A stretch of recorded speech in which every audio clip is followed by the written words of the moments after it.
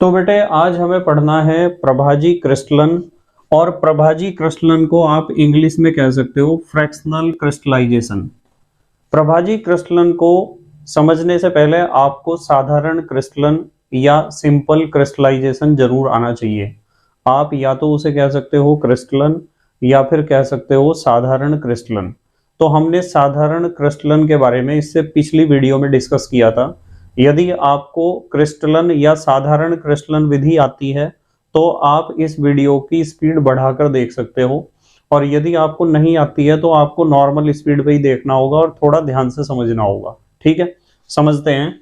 अपनी नोटबुक में हेडिंग लिखो आप, प्रभाजी क्रिस्टलन या फ्रैक्शनल क्रिस्टलाइजेशन। तो सबसे पहला सवाल यह आता है कि सर प्रभाजी क्रिस्टलन विधि का प्रयोग हम कौन से पदार्थों के शोधन में करते हैं। तो आपको ध्यान रखना है कि जब दो या दो से अधिक कार्बनिक ठोस पदार्थों का मिश्रण आपको दिया गया है और उस मिश्रण में से आपको सभी ठोस पदार्थ अलग अलग शुद्ध अवस्था में प्राप्त करने हैं, तो आप इस विधि का प्रयोग करोगे, प्रभाजी क्रिस्टलन विधि का। ठीक है, तो यहां लिख लो आप, इस विधि द्वारा मतलब सबसे पहला सवाल तो यही होता है कि इस विधि का प्रयोग हम कहां करेंगे, कौन से पदार्थों के शोधन में करेंगे। तो इस विधि द्वारा दो या दो से अधिक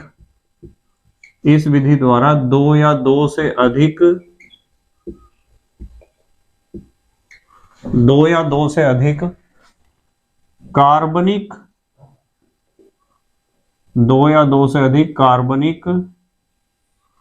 दूसरा मार्क कर लूं, दो या दो से अधिक कार्बनिक ठोसों के मिश्रण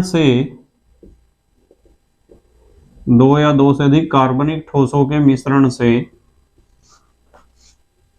प्रत्येक ठोस को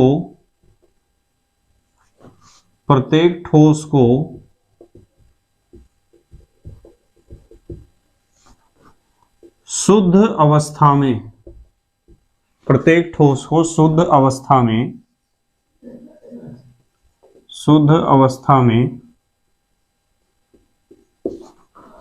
प्राप्त करने के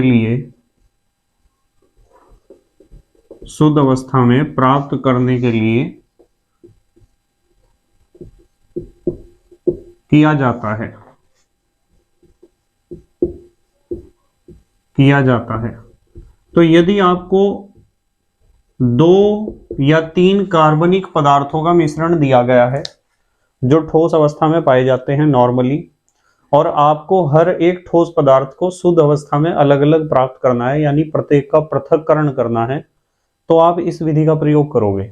ठीक है, क्रिस्टलन में मैंने आपको सिखाया था कि यदि आपके पास कोई एक ठोस पदार्थ है और उसमें कुछ अशुद्धियां भी हैं, तो उस ठोस पदार्थ को शुद्ध अवस्था में प्राप्त करने के लिए आप साधारण क्रिस्टलन या क्रिस्टलन विधि का प्रयोग करोगे। पर यहां हमें क्या करना है, यहां दो या दो से अधिक पदार्थों का मिश्रण आपको दिया गया है जो ठोस पदार्थ हैं, और उन सभी ठोस पदार्थों को अलग अलग आपको शुद्ध अवस्था में प्राप्त करना है। अब दूसरा क्वेश्चन ये होता है कि सर इस विधि का सिद्धांत क्या है, ये विधि किस थ्योरी पर काम करती है, किस सिद्धांत पर काम करती है थ्योरी। ध्यान से समझना। देखो एक बात बताता हूं मैं आपको, क्रिस्टलन और साधारण क्रिस्टलन में अंतर आपको पता होना चाहिए।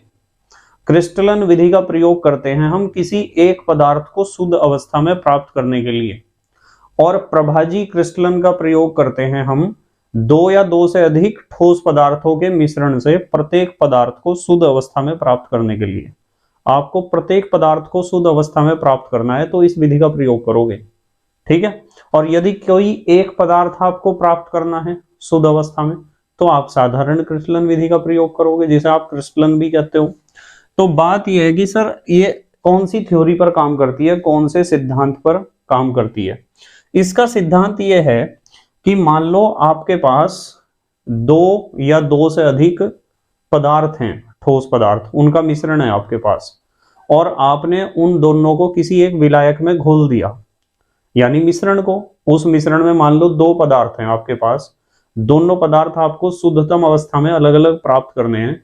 तो जब दो भिन्न भिन्न पदार्थों के मिश्रण को किसी विलायक में आप घोल रहे, और विलायक में घोल के आपने उस मिश्रण का विलायक में संतृप्त विलयन बना दिया। आपको पता है ना संतृप्त विलयन किसे कहते हैं?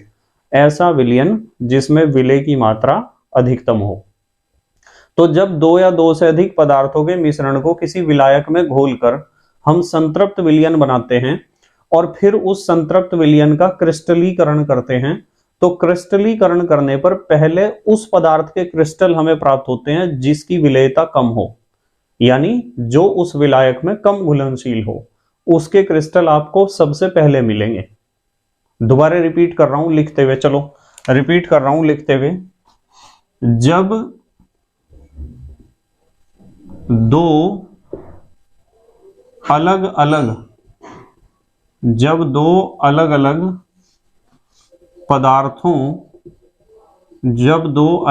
पदार्थों के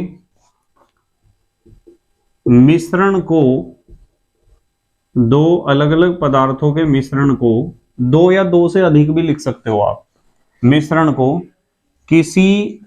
किसी एक विलायक में घोलकर, किसी एक विलायक में घोलकर आपने एक बर्तन में एक गर्म विलायक लिया और उसमें घोल दिया। ठीक है, जब दो या दो से अधिक पदार्थों के मिश्रण को किसी एक विलायक में घोलकर, किसी एक विलायक में घोलकर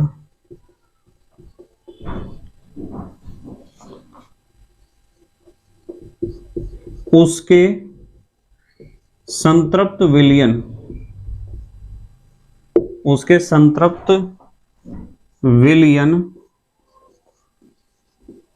का मतलब विलायक में घोल के आपने संतृप्त विलयन बना लिया। अब उसके संतृप्त विलयन का क्या करना है? क्रिस्टलीकरण। संतृप्त विलयन का क्रिस्टलीकरण करने पर, संतृप्त विलयन का क्या करना है? क्रिस्टलीकरण। क्रिस्टलीकरण करने पर पहले या सबसे पहले भी आप लिख सकते हो, पहले उस पदार्थ के या उस ठोस पदार्थ के या उस कार्बनिक ठोस के, कुछ भी लिख सकते हो, उस पदार्थ के क्रिस्टल प्राप्त होते हैं, उस पदार्थ के क्रिस्टल प्राप्त होते हैं, उस पदार्थ के क्रिस्टल प्राप्त होते हैं। कौन से पदार्थ के? जो विलायक में, जिस विलायक में आपने मिश्रण को घोल रखा है, जो विलायक में कम घुलनशील होता है। घुलनशील को मैं विलेय लिख सकता हूं ना, कम विलेय होता है। तो जो विलायक सबसे कम विलेय होगा उसके क्रिस्टल सबसे पहले मिलेंगे, और जो विलायक अधिक विलेय होगा उसके क्रिस्टल आपको मिलेंगे बाद में। ठीक है, समझ में आई ना बात? तो जल्दी से पॉज करके लिखो। अच्छा हो, लिखो पॉज करके, फिर इससे अगली बात करते हैं हम। लिख लिया बेटे? ठीक है, तो हमें एक बात पता चली कि जब दो या दो से अधिक कार्बनिक ठोसों का मिश्रण आपको दिया जाएगा और उस मिश्रण से प्रत्येक कार्बनिक ठोस को आपको शुद्ध अवस्था में प्राप्त करना होगा, तो आप प्रभाजी क्रिस्टलन विधि का प्रयोग करोगे।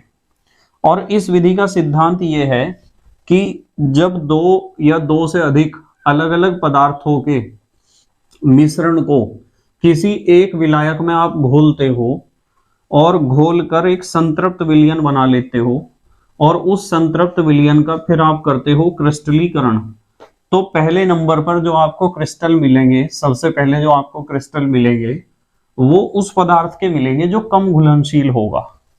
ठीक है, कौन से पदार्थ के मिलेंगे? जो कम घुलनशील होगा। अब बच्चों के दिमाग में ये भी तो क्वेश्चन आता है कि सर क्यों पहले हमें उसी पदार्थ के क्रिस्टल क्यों मिलते हैं जो कम घुलनशील होता है? देखो, आपको पता है कि मान लो बर्तन में आपने एक विलायक लिया और उस विलायक में आपने दो पदार्थों के मिश्रण को घोल दिया। एक पदार्थ ए है और एक बी है। दोनों का मिश्रण है आपके पास और आपने घोल के एक गर्म संतृप्त विलयन बना लिया।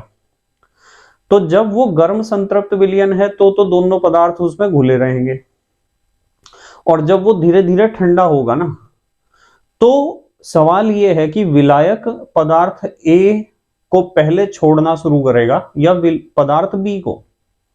तो बेटे सीधी बात है कि विलायक उस पदार्थ को पहले छोड़ना प्रारंभ करेगा जिसके साथ उसकी दोस्ती कमजोर होगी। मान लो आपके दो दोस्त हैं, एक दोस्त ए है एक बी है, तो आपको कहा गया है कि आपको इनमें से कोई सा एक दोस्त रखना है अपने पास। तो आप दोनों में से कौन से दोस्त को पहले छोड़ना शुरू करोगे, या पहले किसके साथ दोस्ती तोड़ोगे? उसके साथ दोस्ती तोड़ोगे जो आपका बहुत अच्छा दोस्त है, या उसके साथ पहले दोस्ती तोड़ोगे जो आपका चलता फिरता दोस्त है? पता है ना आपको। तो जिस प्रकार आप दोनों दोस्तों में से पहले अपनी दोस्ती उसके साथ तोड़ोगे या पहले उसका साथ छोड़ोगे जिससे आपको थोड़ा बहुत ही मतलब है, जो आपका बहुत पुराना और बहुत पक्का दोस्त नहीं है। और जो बहुत पुराना और बहुत पक्का दोस्त है उसे तो आप बिल्कुल लास्ट में उससे दोस्ती तोड़ोगे जब बहुत मजबूरी हो जाएगी। समझ रहे हैं ना बात। And the same process takes place with solvent and solute. जो हमारा विलायक है, चाहे वो विलायक पानी ही क्यों ना हो, और जो उसमें घोले गए दो पदार्थ हैं ए और बी, तो उन दोनों पदार्थों की घुलनशीलता उसमें अलग अलग है, विलेयता उसमें अलग अलग है। जिसकी विलेयता ए और बी में से ज्यादा होगी तो समझ जाओ वो पानी के साथ या विलायक के साथ उतना अच्छा बॉन्ड बनाता है, उतना मजबूत बॉन्ड बनाता है, इसलिए उसकी विलेयता ज्यादा है उस विलायक में। और जो कमजोर बॉन्ड बनाएगा उसकी विलेयता कम होगी। तो पहले कमजोर बॉन्ड टूटेगा या मजबूत, सबको पता है पहले कमजोर बॉन्ड टूटेगा। और जब पहले कमजोर बॉन्ड टूटेगा तो इससे ये बात बिल्कुल पूर्ण रूप से स्पष्ट हो जाती है कि जब किसी विलायक में दो पदार्थों को घोलकर संतृप्त विलयन बनाया जाता है और संतृप्त विलयन का हम क्रिस्टलीकरण करते हैं, तो पहले उस पदार्थ के क्रिस्टल हमें प्राप्त होंगे जो विलायक में कम घुलनशील होगा, यानी जिसका लगाव विलायक से कम होगा। वही दोस्ती पहले टूटनी है। ठीक है। अब देखो एक हेडिंग लिखो आप, विधि हेडिंग लिखो। इसकी विधि के बारे में बात करेंगे कि हमें क्या क्या स्टेप लेने हैं इस विधि में। हेडिंग लिख लो आप, विधि या मेथड। और विधि में मैं आपको बताता हूं, इस विधि में निम्न चरण होते हैं। निम्न चरण कह दो या स्टेप कह दो, एक ही बात है। इस मेथड में कितने स्टेप होते हैं उसके बारे में बात करेंगे। चलो, निम्न चरण होते हैं। कौन कौन से स्टेप हैं? सबसे पहला स्टेप वही है जो कल हमने पढ़ा था, उपयुक्त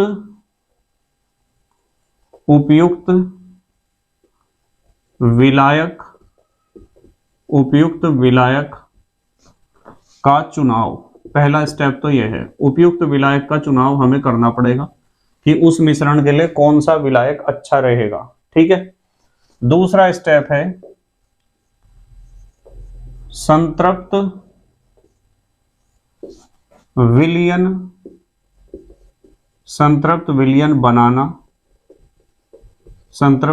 बनाना व छानना। उस विलयन को हम छान भी लेंगे जिससे नीचे बैठी हुई अशुद्धियां अलग हो जाएं। तीसरा स्टेप है क्रिस्टलीकरण। फिर हम उसे ठंडा करने के लिए रख देंगे जिससे क्रिस्टलाइजेशन हो जाए, क्रिस्टलीकरण हो जाए। और चौथा स्टेप है, वो जब क्रिस्टल हमें प्राप्त हो जाएंगे तो उन क्रिस्टलों को छानकर अलग करना है और सुखाना है। तो हम यहां लिखेंगे छानना व सुखाना। सुखाने को निर्जलीकरण भी आप कह सकते हो और छानने को आप फिल्टरन भी कह सकते हो या फिल्टराइजेशन। उसके बाद इसमें एक पांचवा स्टेप ऐड होता है जो हमारे पास मात्र द्रव बचेगा। अब सवाल खड़ा हो गया होगा दिमाग में, सर मात्र द्रव क्या है, मदर लिक्विड क्या है, या फिल्ट्रेट क्या है? जब आपके क्रिस्टल बने ना, तो क्रिस्टल तो आपने अलग कर लिए छान के, हाँ, पर क्रिस्टल अलग करने के बाद जो लिक्विड नीचे बचा होगा उसे कहते हैं मात्र द्रव। ठीक है। तो मात्र द्रव का पुनः संतृप्तिकरण या मात्र द्रव को पुनः संतृप्त करना। ठीक है, संतृप्तिकरण, मात्र द्रव को पुनः आपको क्या करना है, संतृप्तिकरण करना है। या फिर एक काम करो, संतृप्तिकरण क्या, पूरी बात को एक में ही हेडिंग में कंप्लीट करेंगे हम। मात्र द्रव का पुनः क्रिस्टलीकरण या क्रिस्टलन लिख दो आप। ठीक है, ये 5 स्टेप हमें फॉलो करने हैं। जल्दी से पॉज करके लिखो आप, फिर मैं एक एक स्टेप को एक्सप्लेन करता हूं बहुत सिंपल वे में। जल्दी से लिखो बेटे। लिख लिया? लिख लिया बेटे? ठीक है, तो ये हमें कितने स्टेप फॉलो करने हैं, 5। अब 5 स्टेप को हम 1 बाय 1 समझेंगे। और मैं बार बार आपको कहता हूं कि वीडियो की स्पीड अपने अनुसार आपको व्यवस्थित कर लेनी चाहिए। ठीक है, यदि आपको स्पीड कम लग रही तो स्पीड बढ़ा लेना, जरूर बढ़ा लिया करो स्पीड को, जितनी आप एडजस्ट कर सकते हो। ठीक है, तो हमें पढ़ना है सबसे पहला स्टेप, उपयुक्त विलायक का चुनाव। हेडिंग नंबर 1 लिख लो आप, उपयुक्त विलायक, उपयुक्त विलायक का चुनाव। तो उपयुक्त विलायक के चुनाव में क्या करना है हमें, देखो जरा। विलायक कैसा होना चाहिए, विलायक ऐसा होना चाहिए, विलायक ऐसा होना चाहिए कि कैसा होना चाहिए, पहली खासियत, विलायक में पहली खासियत क्या होनी चाहिए, मतलब जो आपको मिश्रण दिया गया है उस मिश्रण में मान लो 2 पदार्थ हैं, एक तो ए है एक तो बी है, और थोड़ी बहुत ही अशुद्धियां भी हैं। ए और बी दोनों क्रिस्टलीय ठोस हैं, पर दोनों को पीस के पाउडर बना के मिला के आपको दे दिया। एक ए है एक बी है, तो विलायक कैसा होना चाहिए उनके लिए, विलायक ऐसा होना चाहिए जिसकी गर्म अवस्था में, यानी गर्म विलायक में ए और बी यानी दोनों पदार्थ घुलनशील हों, दोनों पदार्थ क्या हो, घुलनशील। तो पहली खासियत यह है कि विलायक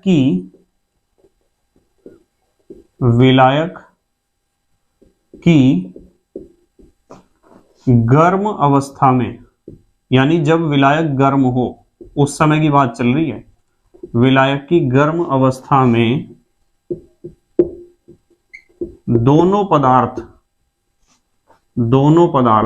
मान लो 2 ही पदार्थ हैं हमारे पास, ए और बी, दोनों पदार्थ घुलनशील होने चाहिए या विलेय होने चाहिए। घुलनशील की जगह आप विलेय भी लिख सकते हो, दोनों पदार्थ विलेय होने चाहिए या हों, ऐसे भी तो लिख सकते हो, दोनों पदार्थ घुल जाते हो जब विलायक गर्म है, तो दोनों पदार्थ क्या हो जाते हो, घुल जाते हो। ठीक है, अच्छा एक चीज और भी है भाई, दोनों पदार्थों की विलेयता अलग अलग होनी चाहिए। मान लो 2 पदार्थ हैं हमारे पास ए और बी, तो उनमें से एक पदार्थ तो ज्यादा घुलना चाहिए और एक कम, क्योंकि जो कम घुलेगा पहले तो उसके ही क्रिस्टल मिलेंगे हमें। यदि दोनों पदार्थों की विलेयता एक जैसी है ना विलायक में, तो काम नहीं चलेगा बिल्कुल भी। हमें यूं तो पता है कि जब विलायक गर्म है तो दोनों पदार्थ उसमें घुलने चाहिए, ठंडा है तो नहीं घुलने चाहिए। ठीक है, तो दोनों विलायक की गर्म अवस्था में दोनों पदार्थ घुलनशील हों या विलेय हों। बी, दोनों की जगह तीनों भी लिख सकते हो, यदि 3 पदार्थों को अलग अलग करना है। तीनों की विलेयता, किसमें विलेयता, विलायक में। विलेयता को आप घुलनशीलता भी कह सकते हो। तीनों की विलेयता या दोनों की विलेयता अलग अलग होनी चाहिए। वे जो दोनों पदार्थ हैं जिनके क्रिस्टल आपको अलग अलग प्राप्त करने हैं, उनकी विलेयता अलग अलग होनी चाहिए, एक कम घुलनशील होना चाहिए, एक ज्यादा। और एक बात और भी है, जो अशुद्धियां हैं वे अघुलनशील होनी चाहिए, अशुद्धियां। तो यहां हम अशुद्धियों के बारे में क्या लिखेंगे, यहां हम लिखेंगे अशुद्धियां। भाई कुछ अशुद्धियां भी तो होंगी ना इस मिश्रण में, अशुद्धियां अघुलनशील, अशुद्धियां अघुलनशील होनी चाहिए, अशुद्धियां अघुलनशील होनी चाहिए, अशुद्धियां नहीं घुलनी चाहिए। जल्दी से पोज करके लिखो, पहला स्टेप हमारा कंप्लीट हो गया। पोज करके लिखो आप, अशुद्धियां कैसी होनी चाहिए? अघुलनशील। लिख लिया बेटे? ठीक है। तो ये तो हुआ उपयुक्त विलायक का चुनाव। उपयुक्त विलायक में हमने पढ़ा कि विलायक को गर्म कर लो और गर्म करके देख लो कि दोनों पदार्थ यानी पूरा मिश्रण उसके अंदर घुल रहा या नहीं घुल रहा। गर्म अवस्था में तो घुलने चाहिए, में ठंडी अवस्था में अलग होने चाहिए। जब वो ठंडा होगा तो ठंडे में घुलनशीलता कम होनी चाहिए, गर्म में होनी चाहिए ज्यादा। दूसरी बात, दोनों पदार्थों की घुलनशीलता अलग अलग होनी चाहिए। ऐसा नहीं है कि दोनों की विलेयता बिल्कुल समान है, बराबर घुलनशील है दोनों उस विलायक में, ऐसा विलायक भी नहीं होना चाहिए। तीसरी बात, अशुद्धियां लगभग अघुलनशील होनी चाहिए उसमें विलायक में। तो ऐसे विलायक का आपने चुनाव कर लिया। अब आपको क्या करना है? उस विलायक में संतृप्त विलयन बनाना है और छानना है। तो हम लिखेंगे अब हेडिंग नंबर 2। हेडिंग नंबर 2 लिखते हैं। हेडिंग नंबर 2 है संतृप्त विलयन बनाना व छानना। यह है हेडिंग, संतृप्त विलयन बनाना व छानना। अब आपको संतृप्त विलयन बनाना है और मिश्रण आपके पास है, उस मिश्रण से आपको बनाना है संतृप्त विलयन। ठीक है, क्या करोगे पता ही है आपको। आप एक बीकर लोगे इस तरह का, ये बीकर ले लिया आपने, चित्र मैंने आपको पहले भी बनवाया था साधारण क्रिस्टलन में। और इस बीकर में आप भरोगे गर्म विलायक, गर्म विलायक भरोगे आप, जो उपयुक्त विलायक था। ठीक है, देखो गर्म कर रहे हैं हम इसे नीचे से, यहां लगा दिया एक इसके नीचे बर्नर, और बर्नर से आप इसे गर्म करोगे। ठीक है, जाली वगैरह स्टैंड वगैरह सब लगाना है। यहाँ तो मैं मेन चीज समझा रही हूँ, आपको गर्म विलायक लेना है और उसमें मिश्रण जो आपको दिया गया है मिक्सचर, जिसमें पदार्थ ए और बी हैं, जिन्हें हमें अलग अलग करना है और अशुद्धियां भी हैं, इस तरह घोल लो। गर्म विलायक ले लो और मिश्रण को घोल लो और घोल के बना लो संतृप्त विलयन। आपको पता है संतृप्त विलयन किसे कहते हैं? संतृप्त विलयन वो होता है जिसमें विलय की मात्रा अधिकतम हो, यानी मिश्रण जितना घुल सकता है घोलते रहो।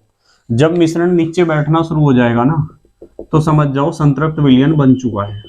ठीक है, जब घुलना बंद हो गया तो समझ जाओ संतृप्त विलयन बन चुका है। ये संतृप्त विलयन बनाओगे आप कैसे? देखो मैंने आपको बताया कि गर्म व उचित मात्रा में, जितनी मात्रा की आवश्यकता है, गर्म व उचित मात्रा में विलायक को लेकर, गर्म व उचित मात्रा में विलायक को लेकर उसमें मिश्रण को आप अशुद्ध कार्बनिक पदार्थों का मिश्रण भी कह सकते हो।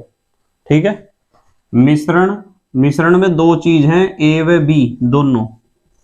ठीक है, मिश्रण का क्या बनाते हैं? संतृप्त विलयन।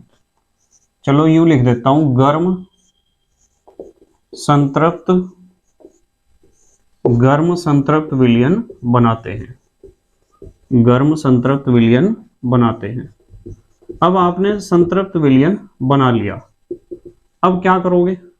इस संतृप्त विलयन को आप एक कीप लोगे इस तरह की, ये कीप है जिसे आप फनल भी कहते हो, और इस फनल में आप फिल्टर पेपर लगाओगे, एक फिल्टर पेपर का एक शंकु बना के ऐसे, और इसके नीचे रखोगे फिर इस बीकर को, दूसरे को ऐसे। स्टैंड का यूज करेंगे हर एक चीज के लिए, यहां तो मैं आपको चित्र बना के समझा रहा सिर्फ, जिससे आपकी समझ में आ जाए कि किस तरीके से प्रैक्टिकल होना है।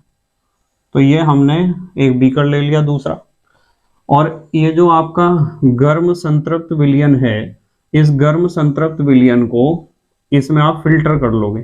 तो जब आप इसमें डाल लोगे अशुद्धियां, तो जो नीचे बैठी हुई अशुद्धियां थी, कुछ अशुद्धियां और कुछ बिना घुला हुआ पदार्थ मिश्रण, वो तो यहीं रह जाएगा और नीचे आपको प्राप्त हो जाएगा गर्म संतृप्त विलयन।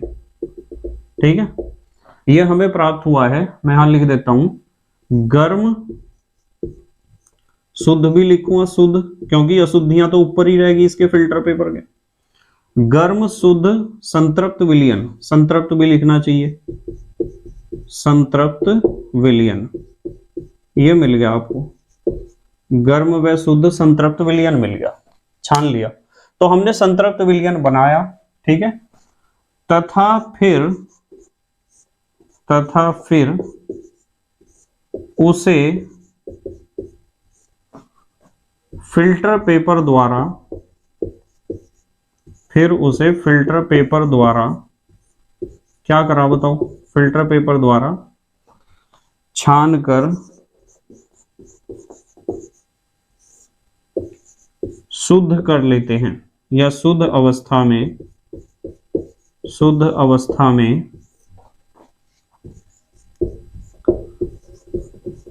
प्राप्त कर लेते हैं, शुद्ध अवस्था में प्राप्त कर लेते हैं।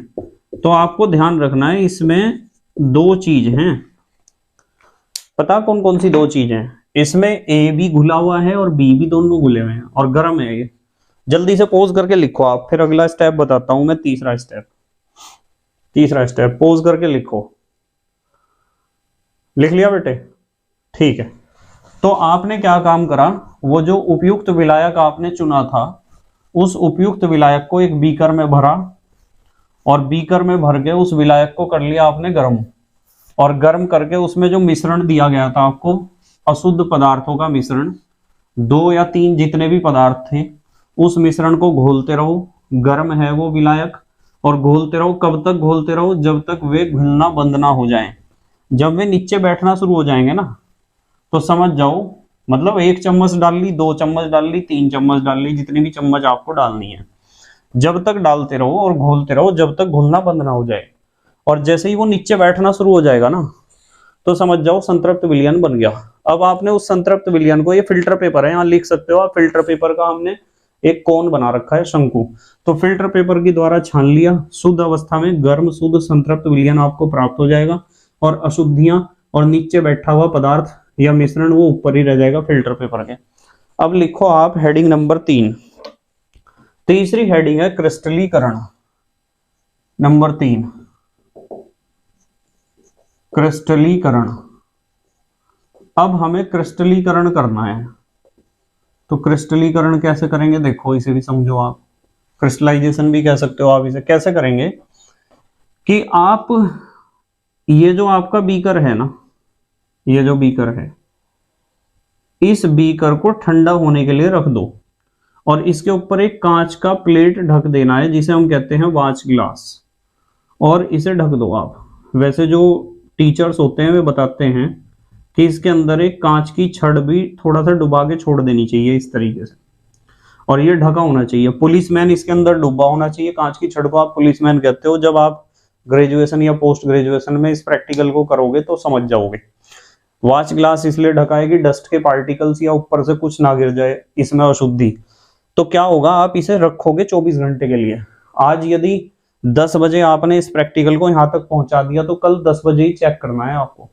तो जब आप इसे रखोगे ना ठंडा होने के लिए कमरे के ताप पर, एकदम से फ्रिज या फ्रीजर में नहीं घुसाना है इसे कि एकदम ठंडा कर लेंगे हम। सर 24 घंटे का इस्तेमाल क्यों करें, हम क्यों वेस्ट करें 24 घंटे।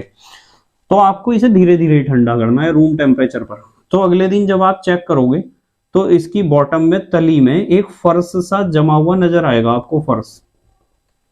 और मैं आपको बताता हूं कि वो जो फर्श जमा हुआ नजर आएगा ना, वो क्रिस्टलों का बना हुआ फर्श है, जैसे घर में पंजीरी या बर्फी जमा लेते हैं ना, ऐसे। और वो क्रिस्टल जो होंगे ना, वे उस पदार्थ के होंगे जो कम घुलनशील था। बस इस बात को कान खोल के समझ लो कि जब ये धीरे धीरे ठंडा हुआ, तो इस संतृप्त विलयन ने, इसमें एक विलायक है, वो विलायक ए और बी दोनों पदार्थों में से उस पदार्थ के साथ पहले दोस्ती तोड़ेगा जिसके साथ उसका बॉन्ड कमजोर होगा, यानी जो कम घुलनशील था उस विलायक में।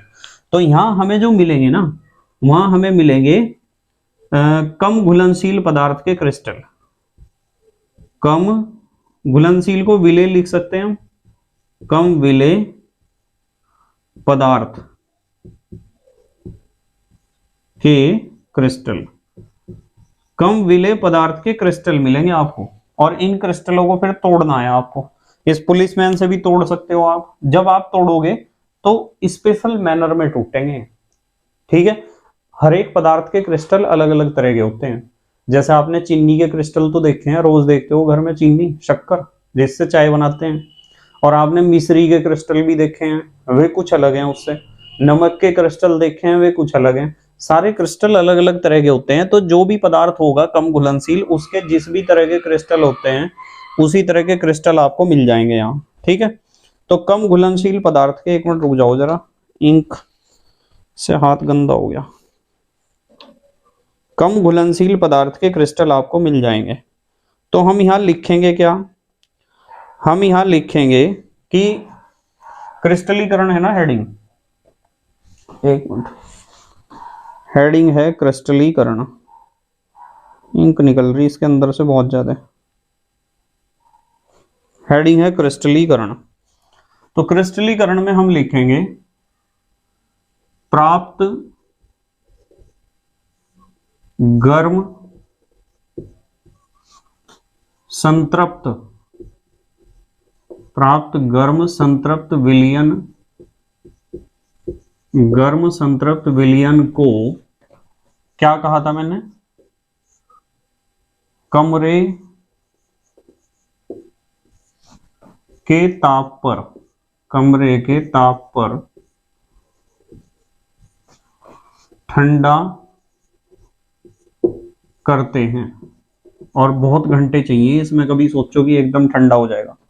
कमरे के ताप पर ठंडा करते हैं जिससे, और सही प्रैक्टिकल तभी होगा जब अगले दिन ही चेक करोगे आप। इसे हिलने भी नहीं देना, हिलना भी नहीं चाहिए। जल्दबाजी में बहुत छोटे क्रिस्टल मिलेंगे आपको, मजा नहीं आने का बिल्कुल भी प्रैक्टिकल में। कमरे के ताप पर ठंडा करते हैं जिससे हमें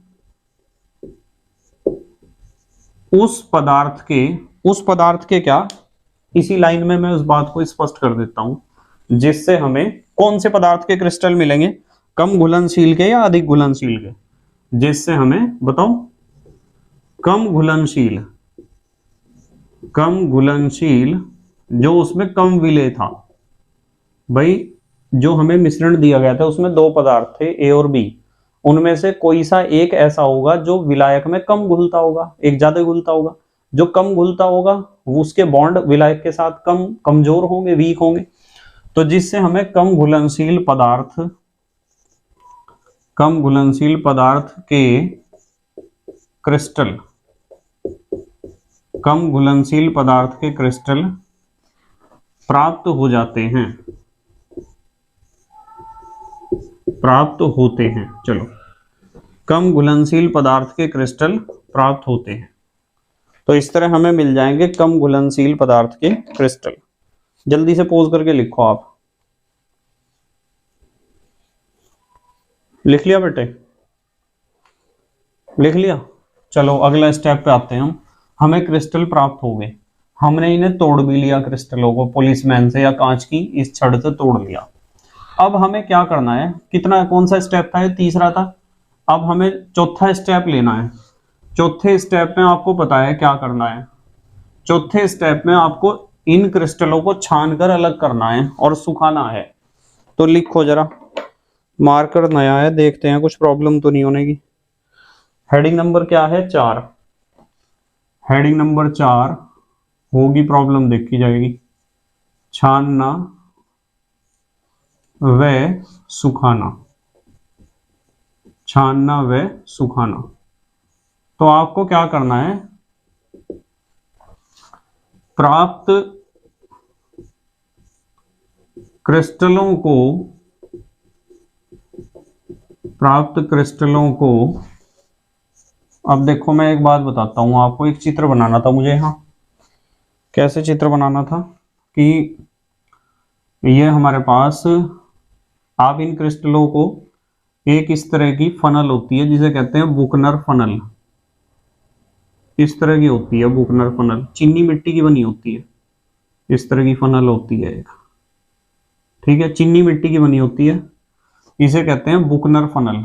और इसमें जो है ना, यहाँ नीचे की तरफ एक प्लेट लगी होती है, इस जगह छिद्रित प्लेट, ये छिद्रित प्लेट है, और इस छिद्रित प्लेट के ऊपर आपको इसी शेप का, गोल गोल शेप का फिल्टर पेपर काट के इसके अंदर फंसा देना है। और फिर ये जो आपका मटेरियल है, ये क्रिस्टल और ऊपर का लिक्विड, इसे इसमें डालना है। और यहां हमने लगा रखा है एक कोनिकल फ्लास्क, देखते रहिए जरा ध्यान से, ये कोनिकल फ्लास्क है, और कोनिकल फ्लास्क में यहां से एक पाइप जा रहा है, और ये पाइप जा रहा है निर्वात पंप में, वैक्यूम पंप में।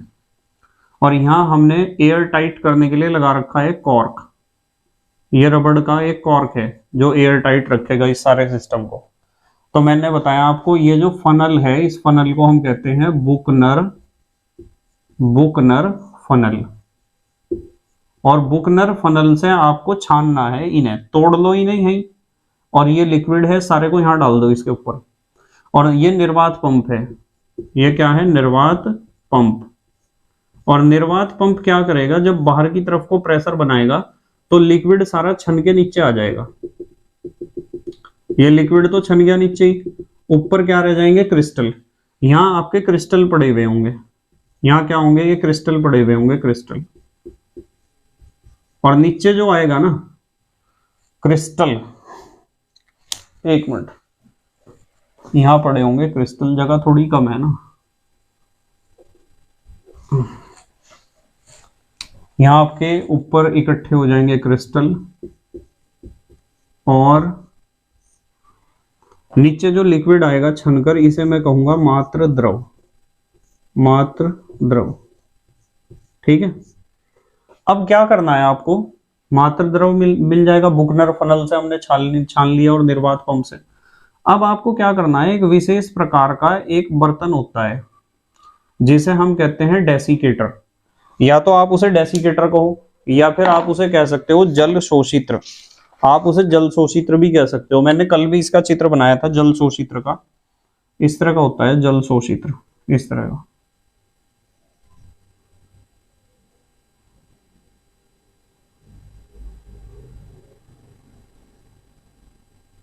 ऐसा होता है जैसे घरों में अचार रखने के लिए होता है ना वो कांच का बर्तन, ऐसा ऐसा होता है जल शोषित्र, ठीक है। इसमें यहाँ क्या होता है, यहाँ एक छिद्रित प्लेट लगी होती है, ये छिद्रित प्लेट है, ये छिद्र दिखाए मैंने इसके, ये छिद्र हैं, जैसे ये एक छिद्र है, ये छिद्र है, ये छिद्र है, ये। और नीचे इसमें होता है कोई भी ऐसा पदार्थ जो नमी को अपने ऊपर या तो अवशोषित कर ले या तो अधिशोषित कर ले, ठीक है। और यहां से एक पाइप जाता है निर्वात पंप में, वैक्यूम पंप में, निर्वात पंप में। तो आपको क्या करना है कि ये जो क्रिस्टल है सुखाने के लिए है, जैसे मैं यहां लिख सकता हूं कि इसमें भरा होगा निर्जल कैल्शियम क्लोराइड या सिलिका जेल, और ये है आपकी छिद्रित प्लेट, छिद्रित प्लेट, ये छिद्रित प्लेट है। तो आपको करना क्या है कि आपने ये जितने भी क्रिस्टल हैं, इन क्रिस्टलों को यहां से तो पानी से यानी मात्र द्रव से तो अलग कर दिया, ऊपर से उठा के इन सारे क्रिस्टल्स को यहां भर दो इसमें जल शोषित्र में, ठीक है। और जल शोषित्र में भर के इस पूरे जल शोषित्र को आप रख दो ओवन में, ओवन में रख सकते हो आप। और ओवन में जब आप इसे रखोगे तो पानी इसकी भाप बन के उड़ेगा, वो पानी यहां से भी जा सकता है निर्वात पंप के थ्रू, ये निर्वात पंप लिख सकते हो यहाँ आप, निर्वात पंप, ये भी क्या है, निर्वात पंप ही है, ये खींच लेगा। या फिर आप जो है यहाँ, यदि नमी नीचे है तो नीचे ये जो निर्जल कैल्शियम क्लोराइड है वो नमी को खींच लेगा, ठीक है। तो इस तरीके से आपको ड्राई मिलेंगे, ये क्रिस्टल बिल्कुल शुष्क हो जाएंगे। तो आपने लिखा छानने व सुखाने में प्राप्त क्रिस्टलों को बुकनर फनल, प्राप्त क्रिस्टलों को बुकनर फनल द्वारा छानकर अलग कर लिया जाता है, अलग कर लिया जाता है, बुकनर फनल द्वारा छानकर अलग कर लिया जाता है, तथा फिर जल शोषित्र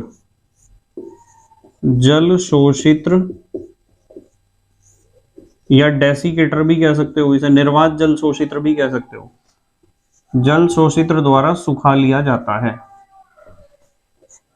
सुखा लिया जाता है। तो आप इसे जल शोषित्र द्वारा सुखा लोगे, आपको क्रिस्टल प्राप्त हो जाएंगे उस पदार्थ के जो कम घुलनशील था। जल्दी से पोज करके लिखो, आप पोज करके लिखो बेटे, लिख लिया? ठीक है। तो हमने क्या काम करा, हमने जो हमारे पास क्रिस्टल मिले थे उस पदार्थ के जो कम घुलनशील पदार्थ है, उस कम घुलनशील पदार्थ के क्रिस्टलों को हमने बुकनर फनल से छान के अलग कर लिया। बुकनर फनल तो पता है ना आपको, ये बुकनर फनल है, चीनी मिट्टी की बनी होती है, ठीक है। चीनी मिट्टी का एक कप है, बस नीचे पाइप लगा हुआ है, इसमें ये छिद्रित प्लेट है, आपको उसके ऊपर फिल्टर पेपर गोल ही काट के चिपकाना है, अंदर ही डालना है, अंदर सेट करना है। जैसे बेड के ऊपर आप चादर बिछा देते हो ना, इसी तरह इस अंदर का जो हिस्सा है इसमें गोल फिल्टर पेपर को काट लेना और अंदर सेट कर देना बिल्कुल। उसके ऊपर ये सारा तोड़ के और यूं घोल के इसके ऊपर डालना है आपको। इसे सारे को इसके ऊपर डाल दो, निर्वात पंप अपने आप प्रेशर बना के खींचता रहेगा सारे मटेरियल को। तो ऊपर तो रह जाएंगे क्रिस्टल और नीचे आ जाएगा लिक्विड, जिसे हम कहते हैं मात्र द्रव। और यहाँ जो है, अब इन क्रिस्टल्स को उठा के आप जल शोषित रहे ये सारा इसमें डाल दो, इसमें ओवन में रख दो, निर्वात पंप भी लगा हुआ है। इससे क्या फायदा होगा, इसमें जो थोड़ी बहुत सीलन है ना, नमी है, वो सारी उड़ जाएगी और आपको बिल्कुल ड्राई क्रिस्टल मिलेंगे, शुष्क क्रिस्टल। अब हमें जो पदार्थ मिला है, ये क्रिस्टल जो मिले हैं वे उस पदार्थ के मिले हैं जो विलायक में कम घुलनशील था। अब एक पदार्थ ऐसा भी तो था जो ज्यादा घुलनशील था, वो तो अभी इसी द्रव में है, मात्र द्रव में है। तो अब हम क्या करें भाई, अब हम यह करें, अगला स्टेप लें, इस मात्र द्रव का पुनः संतृप्तिकरण करेंगे, फिर दोबारा इसका क्रिस्टलन करेंगे हम। अब कैसे करेंगे क्रिस्टलन, उसके बारे में बात कर रहे। नंबर 5, मात्र द्रव का पुनः क्रिस्टलन, पुनः क्रिस्टलन। तो आपको फिर दोबारा से क्रिस्टलन करना है। अब कैसे करना है क्रिस्टलन, उसे समझ लो जरा। आपको क्या करना है, इस मात्र द्रव को बीकर में ऐसे ही इकट्ठा कर लो आप, फिर दोबारा वही प्रोसेस रिपीट होगा और इकट्ठा करके इसे गर्म करो। इसमें कुछ मिलाना नहीं है। अब ध्यान रखना, इसमें से यदि A निकल के चला गया ना तो B इसमें बच रहा हुआ है। अभी A के यदि आपको क्रिस्टल मिल गए तो B तो है इसमें घुला हुआ।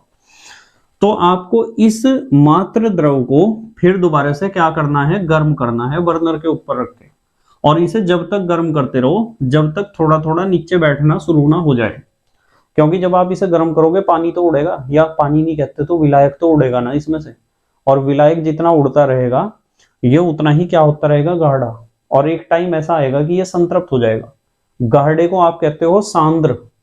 तो सांद्र होते होते जैसे ही थोड़ा सा भी मटेरियल नीचे बैठना शुरू हो जाए तो समझ जाओ कि विलयन आपका संतृप्त हो चुका है।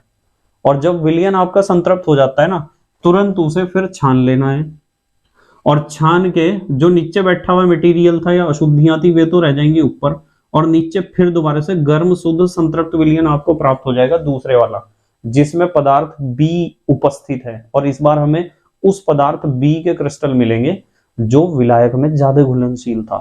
ठीक है, तो ये हमें गर्म शुद्ध संतृप्त विलयन मिल जाएगा।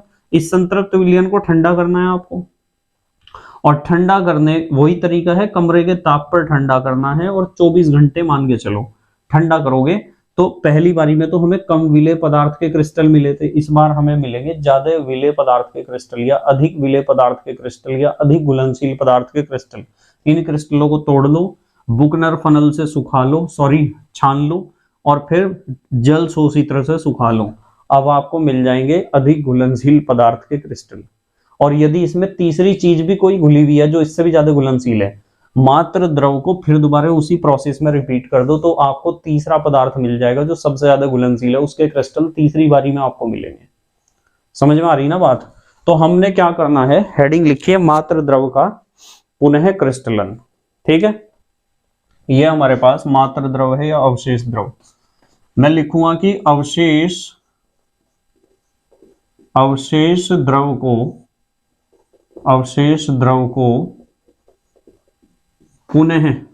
पुनः माने दोबारा गर्म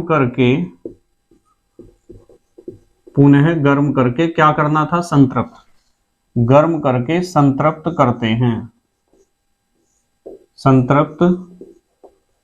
करते हैं तथा फिर भाई संतृप्त करके छानना छूनना तो चलता रहेगा, हमें क्रिस्टलन करना है, तथा फिर उसका क्रिस्टलन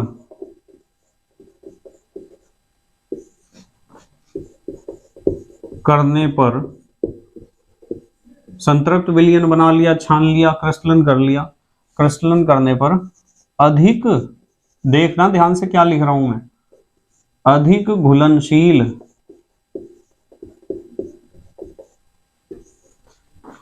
पदार्थ, अधिक घुलनशील पदार्थ के क्रिस्टल, अधिक घुलनशील पदार्थ के क्रिस्टल प्राप्त हो जाते हैं, अधिक घुलनशील पदार्थ के क्रिस्टल प्राप्त हो जाते हैं। तो इस बार आपको अधिक घुलनशील पदार्थ के क्रिस्टल मिल जाएंगे जिन्हें छान लेते हैं या फिल्टर कर लेते हैं, पता है आपको, बुकनर फनल से ही करोगे आपको, वह सुखा लेते हैं। किससे सुखाओगे, जल शोषित्र से सुखा लेते हैं।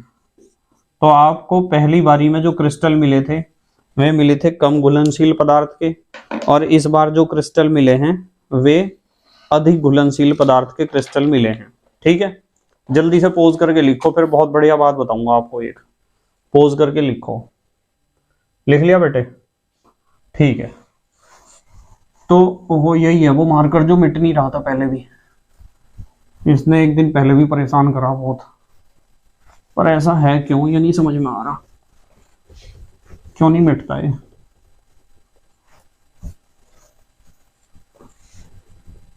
देखो अब मैं आपको एक बात बताऊंगा बहुत अच्छी, हमें एक बात का ध्यान रखना है कि प्रभाजी क्रिस्टलन विधि में जो आपको क्रिस्टल मिले हैं ना, ये भाई पहले जो क्रिस्टल मिले थे वे तो थे कम घुलनशील पदार्थ के, और फिर वो क्रिस्टल दोबारा जो हमें दूसरे नंबर पे मिले वे मिले अधिक घुलनशील पदार्थ के। अब यदि आप चाहते हो कि क्रिस्टल आपको बहुत ज्यादा शुद्ध अवस्था में प्राप्त हो, तो आपको जो पहले वाले क्रिस्टल मिले ना, उन पहले वाले क्रिस्टलों को विलायक में घोल के इसी प्रोसेस को दोहरा दो, यानी पहले वाले क्रिस्टल का क्रिस्टलन करो दोबारा, और एक बार और कर लो। तो यदि जो आपको पहले क्रिस्टल मिले उनका क्रिस्टलन आप 2-3 बार कर लोगे तो वे अति शुद्ध अवस्था में मिल जाएगा आपको पदार्थ है। और इसी तरीके से दूसरे वाले जो क्रिस्टल आपको प्राप्त हुए हैं, दोनों रखे तो अलग अलग, उनका भी 2-3 बार दोबारा क्रिस्टलन कर दो, यानी इसी प्रोसेस को दोहरा दो जो हमने इससे पिछले वीडियो में पढ़ी थी, यही तो थी वो प्रोसेस। तो आपको दोनों क्रिस्टल अति शुद्ध अवस्था में मिल जाएंगे। तो आप इस बात को लिख लो, हेडिंग लिख लो, एक नोट में लिखो, प्राप्त क्रिस्टलों को, चाहे वो पदार्थ ए था या बी था, प्राप्त क्रिस्टलों को अति शुद्ध